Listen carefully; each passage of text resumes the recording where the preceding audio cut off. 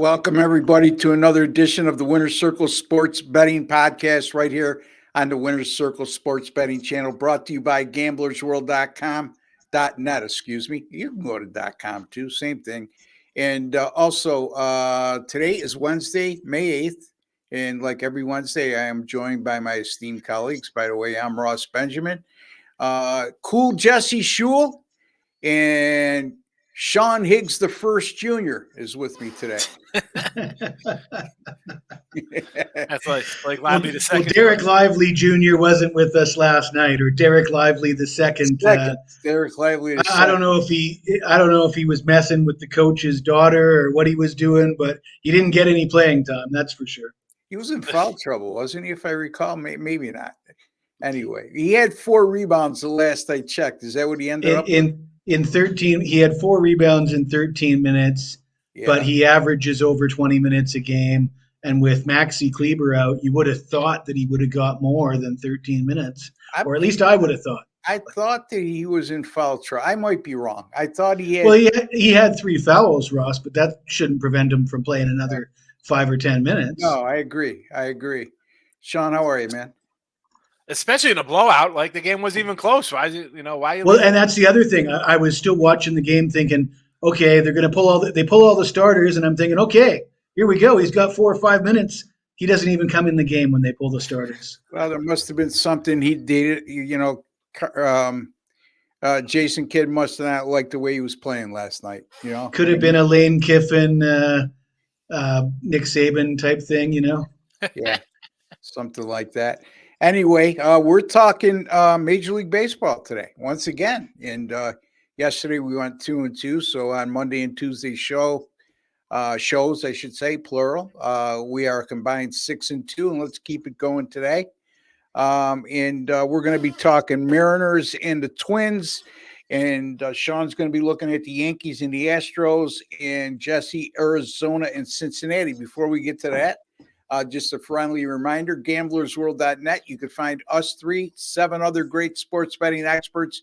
It's there where we guarantee our premium paid selections that if you don't win, you don't make a profit on any single game, multi-game, daily package, or subscription plan of 30 days or fewer. We will credit your account back the exact amount that you paid for that purchase, and you can use that anytime you wish on any handicapper you wish. So there's no time limit when you have to use that credit, or you're not stuck with one guy if you're a little perturbed with the result that you just paid for. So, and again, folks, the best way to go with any one of us, in my opinion, and these guys probably will verify what I'm saying, is our 3-day, 7-day, and 30-day packages. You can't really measure a handicapper on one day.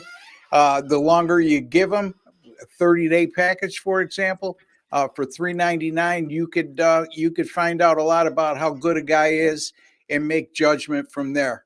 Again, our records speak for ourselves, and I would challenge you, any of the 10 guys that are on our site, including us 3, do a Google search on us, and our credentials speak for themselves. But again, that's entirely up to you. Everybody perceives things differently. And don't forget to give us a like on today's video. And also, if you have not subscribed to our YouTube channel, please take a second to do so.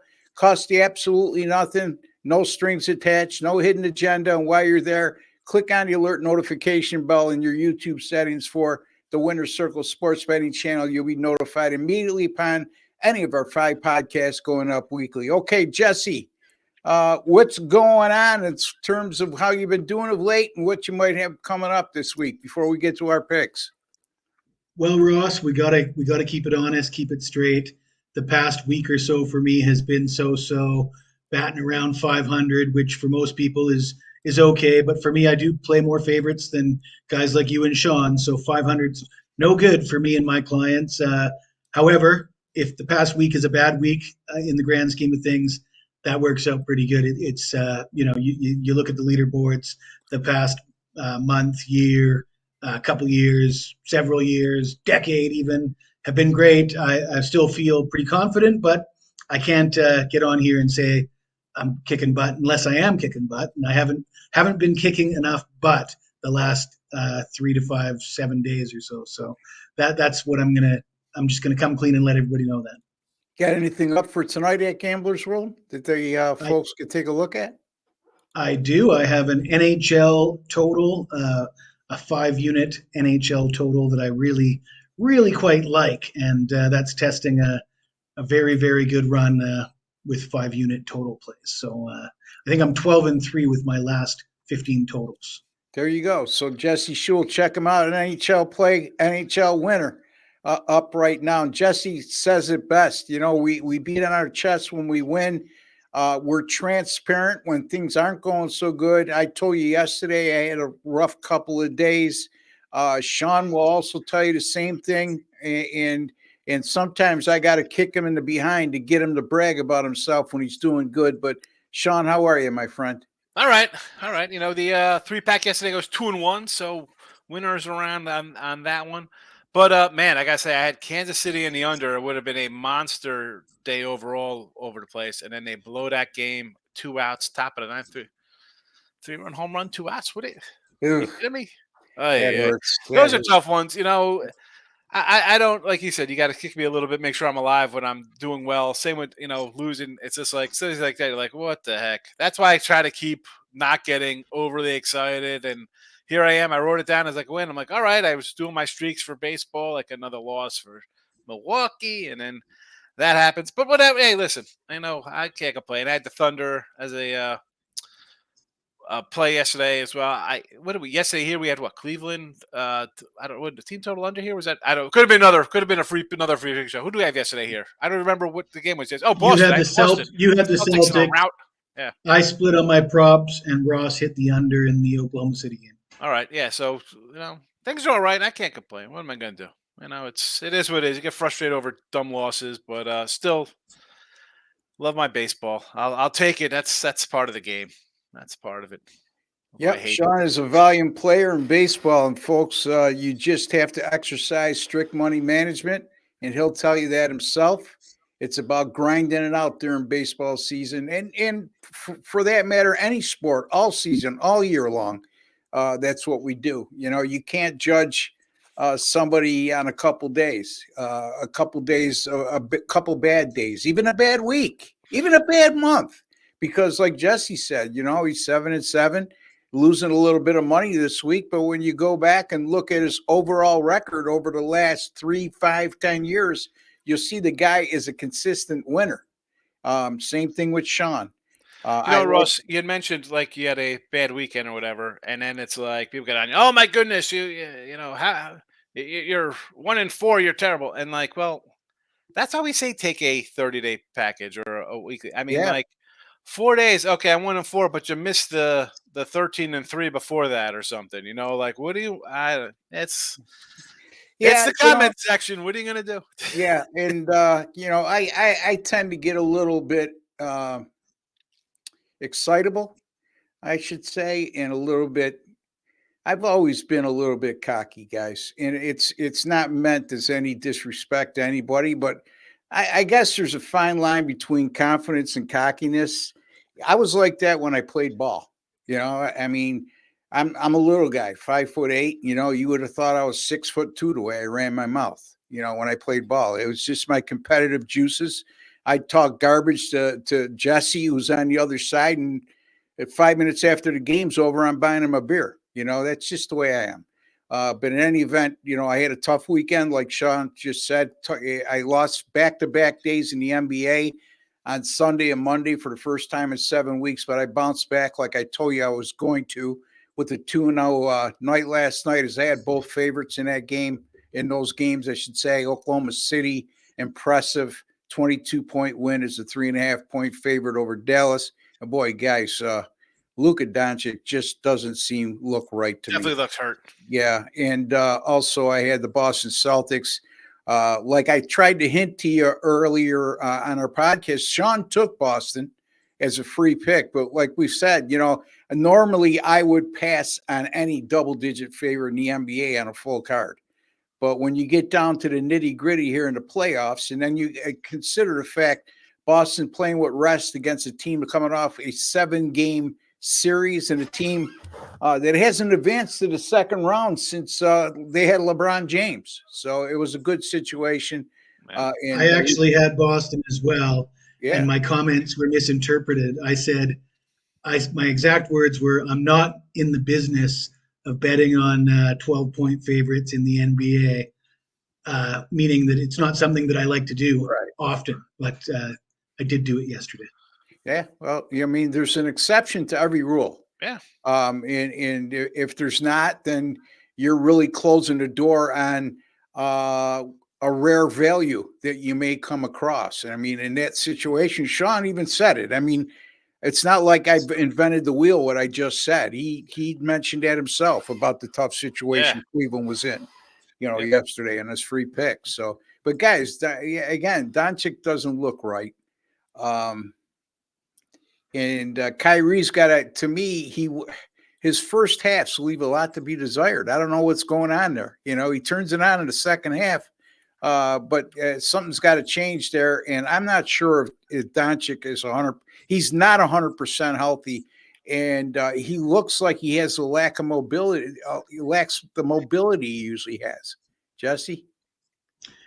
I agree, but then again, he looked like that at times in the last series. And then, all of a sudden he comes out, and I don't know if they're giving him cortisol shots or what kind of treatments they're giving him, but he did go from looking like that to looking really good in the last series. So I'm hesitant to say that he can't come out and look good in the next game. I haven't made a move on that game, but that's what I said prior to game one is the Mavs looked hot and cold against the Clippers, and the Oklahoma City held them to 95. In the first series against New Orleans, they held New Orleans in 92 or less in all four games in that series. And then you go back to the regular season, and they've held opponents, I think, 92 or less in 6 of their last 7 games. That's a pretty damn good defensive team that I don't think a lot of people realize how good they are defensively. Even though they're young, they show a great commitment to on a defensive end, Sean. And that kid Dort is one hell of a defender. He was on Luka all day. So I don't know how much that's affected him more than his injury, or is it a combination of both? Sean, your thoughts? I got his last 10 games up here for Luka. And just going back to the last game of the regular season, I mean, terrible. Forget the 3-point shooting, 12%, 10%, 21%, 11, like bad shooting. Even overall, he had one game over 42% shooting. Yeah. I mean, something's not right. You can say whatever. Oh, it's the defense. Well, he's playing a team that plays defense. So expect more 6 of 20 and 9 of 30 shootings and 1 of 7 from 3. Dallas is going to have a hard time to get to the conference finals. And I said I liked him. I had him a 9-1. I got a 9-1 from him to get to. Okay, well, I got a little bit in the first series, but that's not going to fly here versus Thunder team who's feel pretty good about themselves. I said it yesterday. They're a little cocky. That's fine. They're young. They're winning. Shea's like, hey, let me show you how good I am. They're in trouble here. I don't know. This might be a gentleman's sweep here, but they're definitely going to have a problem next round because that mentioned those T-Wolves earlier, man. They are tough. They are tough. Yeah, not only that, and we saw it in the first game of this series, and we saw it against New Orleans. It's amazing to me, guys, how they're holding teams to the output they're holding them to, meaning scoring. Yeah. With how bad they are on the defensive boards. They're giving teams second and third opportunities on a single possession. And yet they're holding teams to 95 or less in 6, 7 of the last 8 games. And that's what amazes me the most.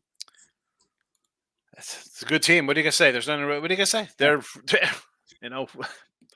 young coach, young team.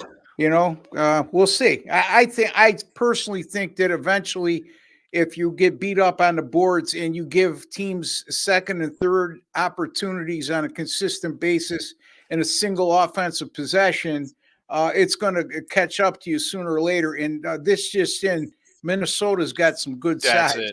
They're going to run into a wall next series. Yeah, because that's going to be difficult to overcome against guys like Rudy Gobert and Karl Anthony Towns and the rest of those athletic big Yeah. men that Minnesota has. So, all right, we're supposed to be talking baseball today, but the NBA playoffs are, we're not covering them today with you because there's only one game on the board and there's three of us. And, we also have to put our pay picks. So, pretty limited in what we could talk about there. So, we're going to talk baseball. And, all right, let's start with Sean. The Astros and the Yankees. And it'll be Spencer Arrighetti, not Dave Arrighetti, but Arrighetti. Against the Yankees will go with Carlos Rodon, who's pitched very well this year. He is coming off a bad outing, but other than that, he's been solid. And boy, oh boy, all of a sudden the Yankees got the Astros number, and it's as Yogi Berra once said, it's getting late early for the Houston Astros. They're 12-22 for the Stros, and again, it's the pitching. The Yanks have now, and I said yesterday we were doing a show, and I took the Yanks there, and it's tough to say if the Yankees are a good team because they're beating teams that are playing bad. Like the Stros are bad to start the year. Well, they're still bad, and going back to last year, it's 9-10 now for the Yanks over these guys. Forget about past playoff performances. They beat Verlander 3 times, who's thought of as their best guy. And here comes Arrighetti. Now, he's got a terrible start where he gave up 7 runs in 3 innings. But otherwise, the guy's going to give up 3-4 runs in 3 or 4 innings. We talked about whips yesterday. How about a 196 for this cat? So you got a Yankee team that's finding its bats. The strikeout guys aren't striking out a lot. They're making contact with guys on base. I'm going to go – the 150 is a little steep. Now, if it was at a 135, 140 like it was yesterday, I'd say let's ride the Yankee win streak. It's 5 in a row now, 4 in a row for them, and Stros all 3. I'm going team total over 4.5 for the Yanks. They're swinging the bat well. Arrighetti is going to give up his 3 or 4 runs, and it's the Yankees they definitely have the Stros bullpen's number. That goes back to the first series when they clubbed them and came back every single game. They got them more yesterday. They put a 10 spot up overall, and that was 10 spot over, and they put up 7 on Justin Verlander. Yeah, but still, they got the bullpen again. I mean, they still got to a couple guys late. I'm going to go run line again. 150. We talk about double digits in NBA, and 150 is still like my high range. 4.5, I feel a lot safer because I think they're probably going to get 6. 6-3 Yankee win or something here. I know one guy who's not fearful of minus 150s, and he's joining us today. His name is Cool Jesse Schule. But anyway, there you have it, Sean. How could I say this? Sean Higgs the first Jr. That's if that makes sense. Let me know because people are gonna be like, "What are you guys talking about?" Especially if they didn't watch yesterday's show, they'll have no idea what the joke is. Anyway, you can't be the first and a junior too. So, in any event, Sean, in case somebody missed that, Sean likes the Yankees over 4.5 on their team total. Jesse's saying, "What are you talking about? Being scared of 150?" Sean, I do that and hit 80% of those plays. Anyway, go ahead, Jesse. 60% anyways, but I will say the 150 looks pretty. That looks like a bargain to me. I mean, you look at it, and what are the Yankees, like 10 games up in the standings? If they weren't 10 games, if they had the exact same record, and you got the Yankees at home with the best bullpen, and call the starting pitchers a wash, I still think 150s. That's about the price if the starting pitching is a wash, but the starting pitching isn't a wash. Yeah. And they're not tied in the standings. The Yankees are hitting the ball better. Their bullpen's ranked the best in baseball. And Rodon is a guy who's quasi semi ace material. I mean, maybe you could get a debate of whether he could be your ace or not, but he's certainly in ace conversations. Whereas Arrighetti's a rookie that's struggled out of the gate, pitching against the Yankees on the road at Yankee Stadium. I'm sure a lot of young guys look forward to this, but a lot of them go home with their tail between their legs as well. And even if this kid does pitch well, then you got bullpen versus bullpen. Even that is worth the 150 to me. So I think this is priced incorrectly. The Yankees should be a bigger favorite here. So I'll take the Yankees. Yankees bullpen, by the way, a 0.00 ERA over their last 8 games. Houston's bullpen, if you look at their overall numbers, they're terrible. If you look at how they've done over the last 7 games, it's a little over 2, which is very good. But Sean makes a good point. They gave up 3 earned runs yesterday, being the Astros bullpen. And if you go back to the first series, the 4 games in Houston, their bullpen was extremely shaky in that series and was a major reason why the Yankees were able to sweep that series. So, all right, so there we have it. Mr. Higgs likes the Yankees over their team total of 4.5. Jesse's going to look at the Arizona Diamondbacks and the Cincinnati Reds. Jordan Montgomery and Graham Ashcraft for the Cincinnati Reds. Right now, Arizona, a 115 favorite, the total 9. Boy, oh boy, Jesse. I mean, Cincinnati got off to a 14-10 start. They've now lost 9 of their last 11 after losing yesterday 6-2, with Zach Gallen throwing a gem for Arizona. What do you got here for this one? Well, if you wanted to talk me into Cincinnati, you're going to have to give me a lot better price than what I see here. They've lost 6 straight.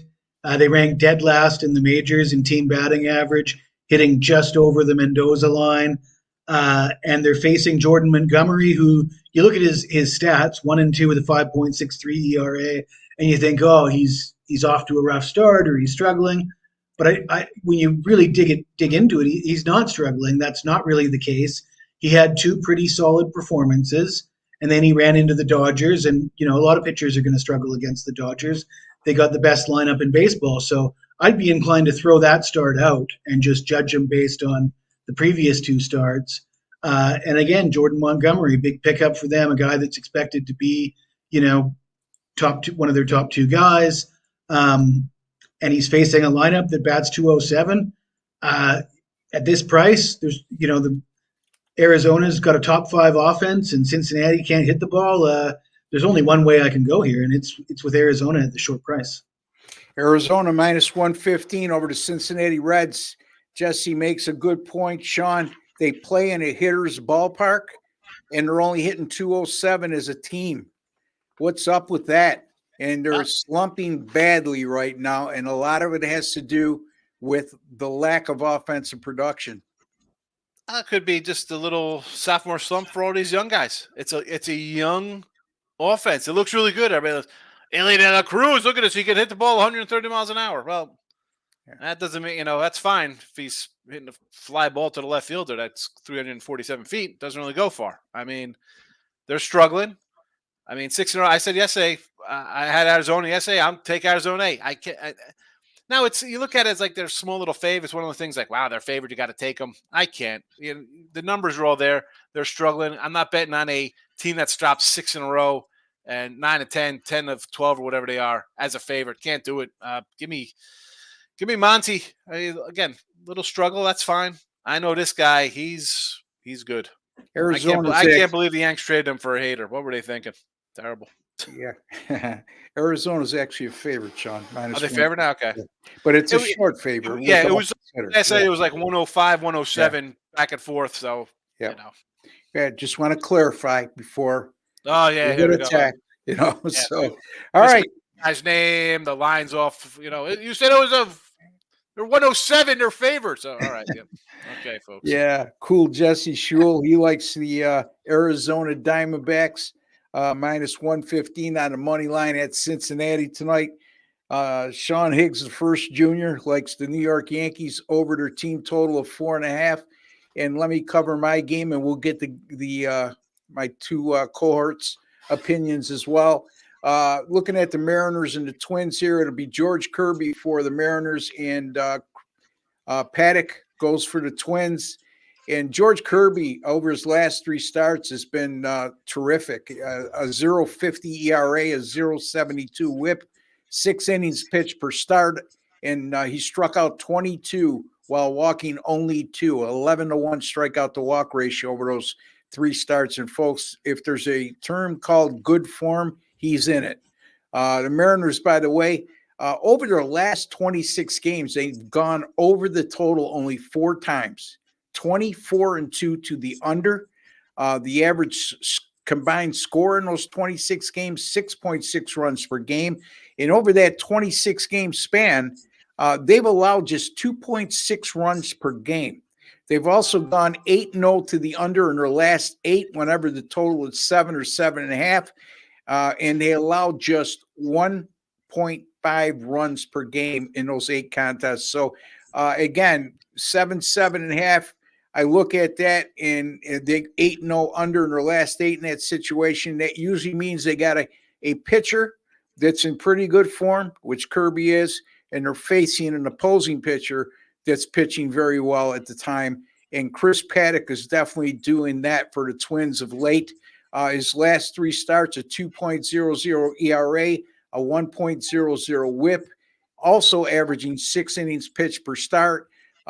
Paddock in 3 home starts this year, all 3 games went under the total, and his 1.02 ERA in those 3 games was a major reason why. The winds will be blowing in at 10 miles an hour tonight at Target Field in Minnesota. It sounds like I'm going to go under the total and the entire game, but I'm going to go under the total in the first 5. You know why, guys? Because the Twins bullpen, I don't trust them. Over their last 7 games, a 7.77 ERA, a 1.48 whip, and a more concerning 5 home runs allowed in 24 1/3 innings pitched. So I'm going to cut them right out of the equation. Now, there's going to be 3.5s out there, but there's a couple 4s. If you shop, Bet Online has a 4, and I believe Bet MGM has a 4 too. And you're going to have to lay $1.25 with the 4. So we're going to Mariners Twins under 4 at -125. If you can't get a 4, the 3.5, you're going to get a better money line on. I still like it under 3.5, but of course, if we can get the 4, we're getting more value there, especially in light of the fact that the total in this game is 7.5. So good value here. Mariners Twins under 4 at odds of -125 for me tonight. And what do you got for us, Sean? Yeah, I agree. And, funny thing, like Paddock is a guy I'm like, I don't think Paddock. The guy hasn't been good in 5 years. But again, he has 1 bad start. He gave that 9-piece up to Baltimore. And I mean, 4 runs at Angels. All right. On the road, fine. But again, those other games, fabulous. Even a 4-run game, I could live with that. But the Mariners aren't getting 4 runs. The Mariners, they're having trouble hitting. And the Twins, one of the worst offenses, believe it or not. They're terrible. Strike out a lot. Kirby's a precision pitcher. I like the under here. Yeah, consider the fact that those 2 outings you're alluding to, too, Sean. It's got to be noted. Those were on the road. Yeah. Okay. And at home, like I just alluded to, Good numbers at home. Yeah, and over his last 3 starts, he's been excellent. So, but it's worth mentioning. Listen, the start on the road against the Angels, that's fine. You'll give up 3-4 on the road. I can live with that starter. The 9's an anomaly because you ran into an Oriole team that was crushing the ball. Baltimore will make a lot of teams look bad. I mean, we just talked about Carlos Rodon and how good he's been this year. His last outing at Baltimore, he gave up 6 earned runs. That's a Baltimore team that can make a lot of starting pitchers look bad. Jesse, what's your thoughts here? Yeah, I mean the Mariners' offense really struggles. Terrible. They've been doing quite well of late because of their pitching, and they got a solid bullpen. But you look at their batting average; they rank among the worst in the majors, despite the fact that they're only a half game out of first place in the AL West. But and the Twins have sort of been on a tear lately. They had ranked just as bad as the Mariners offensively until this recent run. But you'd think facing a really solid starting pitcher and then a team with a great bullpen that could and then you got the weather conditions, so you're not expecting a lot from either one of these offenses here today. And I think the under for the first 5 looks like the better play than the under for the full game for sure. I wouldn't want to trust the Twins bullpen either.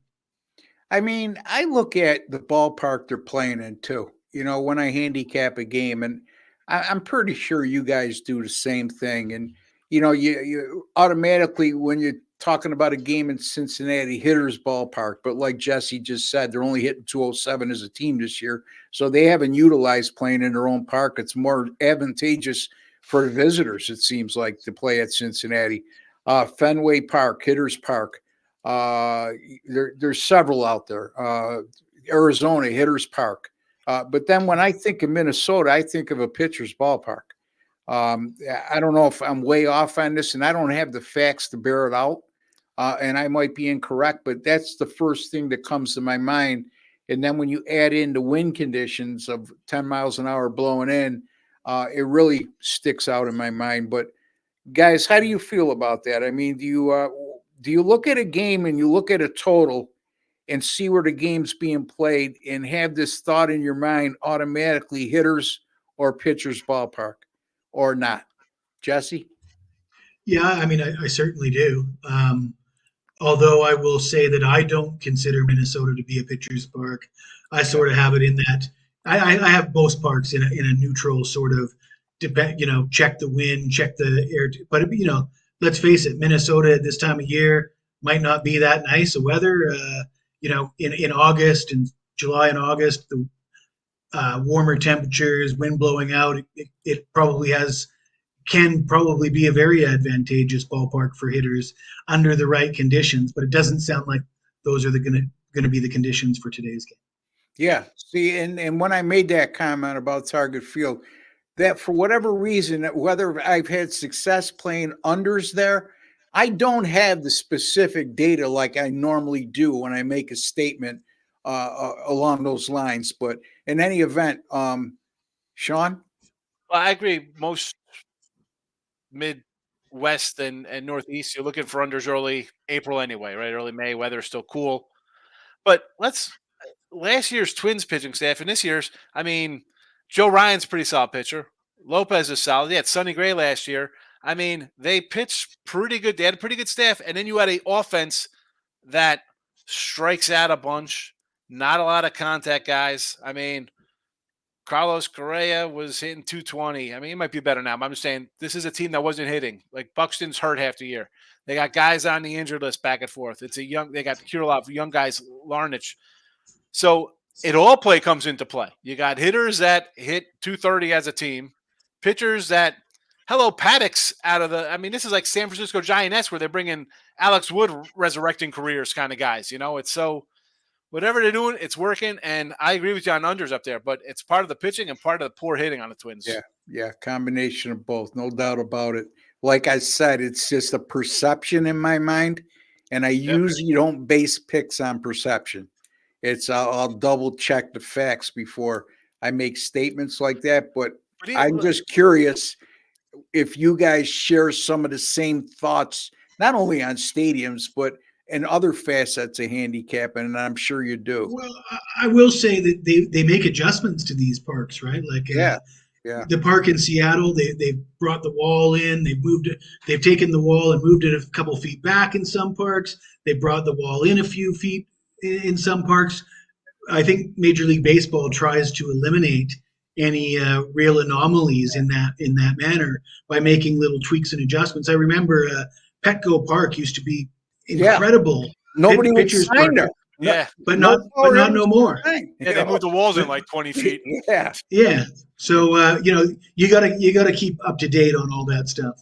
You got a beautiful climate in San Diego. Now everybody flocks there if you're a power hitter. But back in the day, Jesse's right. I mean, there was you very seldom had a high scoring game at Petco Park, and crazy. And the home runs were always less than one per game being hit by both teams. And if you were a free agent and you're coming off a good power year, an RBI year, the last thing you wanted to do is sign with San Diego and play 81 games at Petco Park. I guess we got to give Tony Gwynn an asterisk for his days at San Diego. Yeah, well, not they played at Petco, but still. Yeah, but he wasn't really a home run hitter, though. No, that's what I'm saying. Maybe because of the gaps, he just crushed. Yeah, I mean, Tony Gwynn would have hit 370. No matter where he played, 350. Didn't he strike out like 4 times one year or something ridiculous? Yeah, it's something crazy. He had like 6 walks, like not strikeouts. I remember the old days, Yankee Stadium. I mean, dead center. Oh, dead center. 463. The old Tiger Stadium, same thing. Oh my goodness, yeah. Yeah, I mean, it was. That was a cool ballpark. Yeah.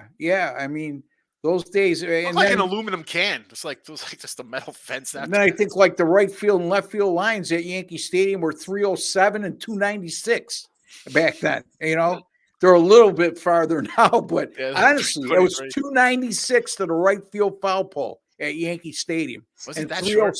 yeah, 307 to left. But the alleys were like, Deep 4, yeah, like 415. so exactly. Anyway, all right, guys, great job today. Good stuff. Reviewing again, folks, our 3 Major League Baseball picks. I like or excuse me, Jesse likes the Arizona Diamondbacks, minus 115 at Cincinnati. And Sean likes the Yankees over their team total of 4.5. And I'm on the Mariners and Twins game to go under the total of 4 in the first inning or first 5 innings. All right, guys. Any final thoughts before we close shop? Again, don't forget, folks, NBA package right through the finals, $195 still up. A special offer. We still got a good 3 rounds of basketball to play. By the way, I didn't mention this. I'll mention it now. 17-4 with my last 21, 29-8 with my last 37, and 35-12 with my last 47 in the NBA. So let that sink in. $195. And Sean is he's been very selective with his NBA, but he's been very good during the postseason and to finish the season. And Yeah. go ahead. 8-3 the last month, 11-4, 12-4, I guess, since March 1st. So Yeah.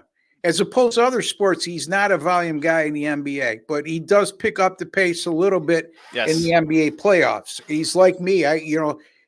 We don't really dabble in as much as a lot of other guys do during regular season action in the NBA because of all the things that you've heard us complain about in the how NBA. can I? How can I when I'm just counting Yeah. money hand over fist from college football and NFL for the first 4 months of the NFL season? Or And NBA Jesse, season? all he is number one in money earned at the site since its inception. So, Yeah, he knows nothing. Jesse, you want to add anything else about your I accomplishment? think I have something that's far more insightful than your guys' bragging.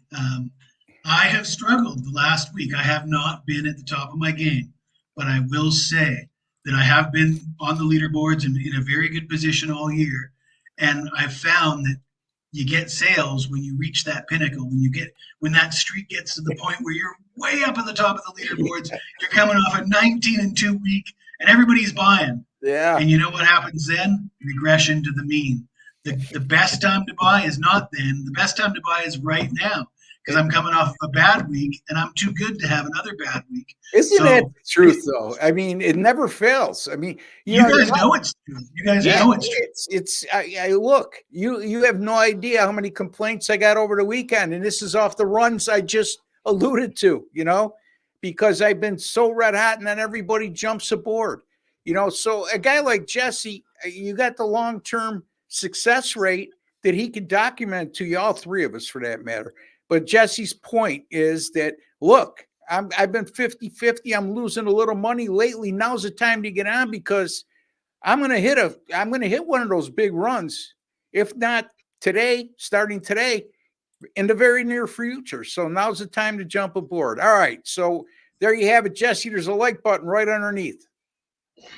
Smash that like button. All right. Smash that like button. Just a small token of your appreciation for the time, work, and effort that we put into bringing you a quality podcast each and every day and in making you a smarter sports better today than you were yesterday. Don't forget to subscribe to our YouTube channel if you haven't done so already. If you have, we appreciate you, man. And I will not be here tomorrow. It'll be Doug Upstone and Chip Chirimbus. I have a doctor's appointment I need to attend to. And I'll be back Friday for our live show at 1 p.m. Eastern time with these 2 cats right here. Cool Jesse Schule and Sean Higgs, the first junior, will be with us, and yours truly. Until then, for Jesse, Sean, and Ross, take care and God bless, folks.